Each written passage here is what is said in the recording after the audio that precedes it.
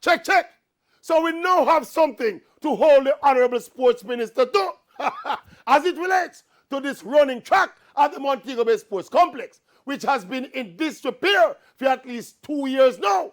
Listen to the minister telling us the plans of the government. Listen. We are in the process of, we have actually already done an estimate.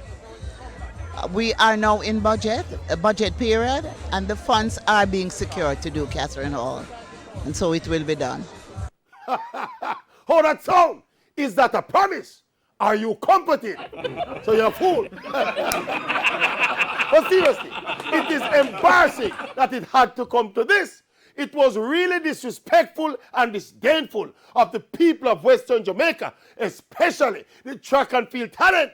We allowed more people like the Maverick have to be kicking up rumpus for something as basic as maintaining the synthetic running track at the only major facility in the West to be even mentioned.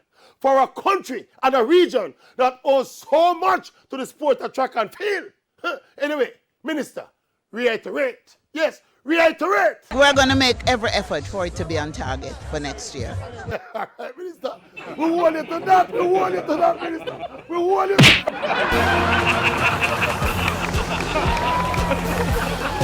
to